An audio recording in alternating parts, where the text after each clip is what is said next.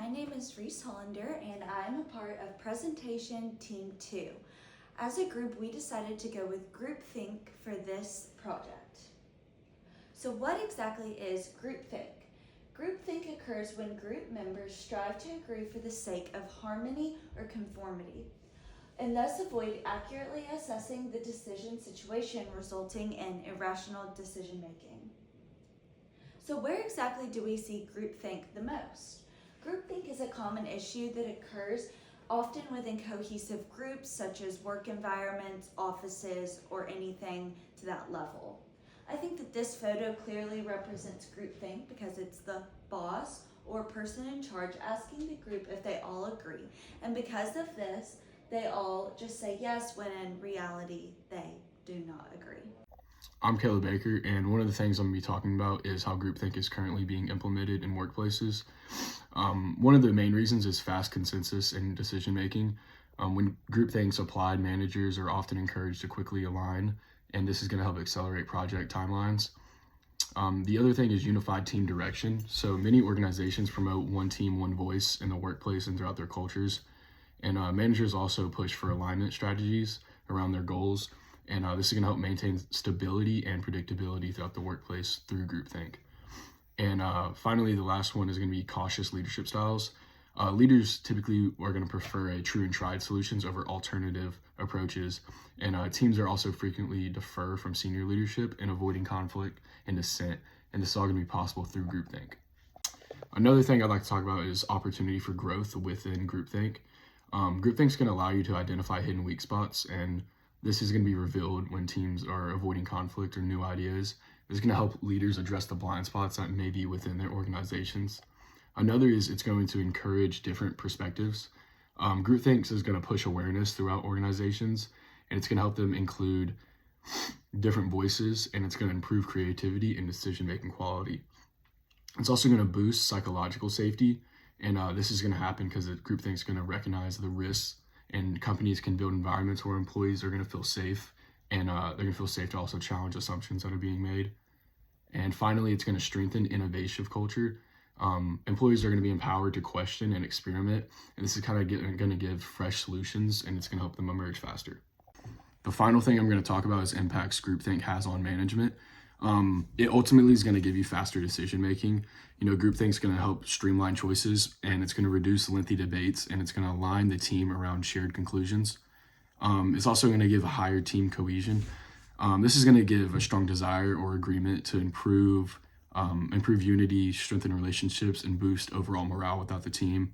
And it's also going to reduce conflicts. Team members are going to prioritize harmony, and these meetings tend to be smoother with fewer interpersonal clashes or disruptions.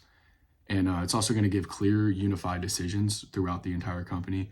Groupthink kind of creates a consensus, which allows managers to move forward with one coordinated plan without competing agendas with everybody else. And also for short-term productivity, it's going to get improved. It's going to be less time spent in disagreement and more time spent executing tasks and meeting deadlines. As the devil's advocate for this group, I would start by making a rebuttal to the claim that groupthink offers faster decision-making. While groupthink does offer speed in decision-making, this often comes at the expense of the quality of that decision and at the expense of thorough group discourse to come to a united decision. For higher team cohesion, on the surface, it may seem that groupthink offers high levels of team cohesion. However, it does so by suppressing disagreement within the group, largely forcing a conclusion.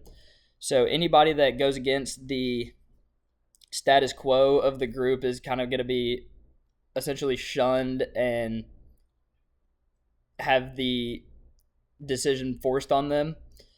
Reduce conflict. Although it may seem that groupthink reduces conflict, it actually avoids conflict instead of truly resolving it. Like I said, with suppressing any dissent from differing opinions, it kind of just goes around any sort of conflict instead of actually hitting it head on and truly coming to a consensus on a solution. Clear and unified decision. Groupthink cannot give a clear and unified decision because instead of encouraging dissent of a decision, it discourages dissent, which doesn't allow for a variety of opinions. This leaves members of the group feeling like their opinion is not represented in the final decision. Again, with forcing down any sort of dissent from the status quo of what the group is saying, it kind of pushes that person's ideas out of the formation of the final decision. Improved short-term productivity. While groupthink does offer a quick decision, yes, it does. It justifies the ends with the means by creating a conclusion and then building your argument to reach that conclusion. Quick agreements such as this often superficially solve a problem but do not allow for diverse inputs that may help to prevent a problem from occurring in the future. They kind of, when you do groupthink and you come to these quick conclusions, you kind of gloss over the details of what caused the problem in the first place, and not going into detail like this often leaves room for problems that may occur to happen in the future. Is harming a group's ideas. Number one is allowing criticism. Allowing group members to question and challenge ideas is really important, especially when it comes to getting new ideas and new insights into things. This can be difficult to allow criticism, especially in a workplace where people want to get things done fast, and it's easy to latch onto the first idea that a group thinks of. But allowing criticism is really important to getting a better idea that a group may not have gotten before.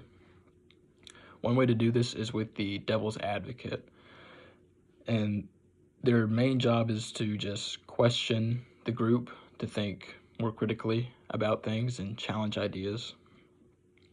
And that kind of brings us into the second point of allowing outside and other perspectives. The devil's advocate does this as a way inside of the group, but bringing outside help can be more effective in a way because the person outside of the group hasn't heard these ideas yet, and they can bring much more insight into the group, as well as just having other perspectives in general. And those are the really two main ways that you can prevent groupthink. So in conclusion, groupthink happens when a group wants to agree and stay on the same page, even if it means not fully thinking through their decisions. This can make choices faster, reduce arguments, and make the team feel more connected and kind of have the same idea. But some people argue that these benefits aren't as good or great as they sound or look like. They say fast decisions can be low quality, the teamwork can feel fake because people are afraid to disagree and not speak up about their true feelings. And they're not thinking thoroughly, and avoiding conflict doesn't actually solve anything. They also point out that when people hold back their opinions, the final decision doesn't really represent everyone because, everyone else would kind of have a different viewpoint. And because of this, it's important for teams to recognize groupthink, encourage different viewpoints, and create a space where people feel comfortable speaking up.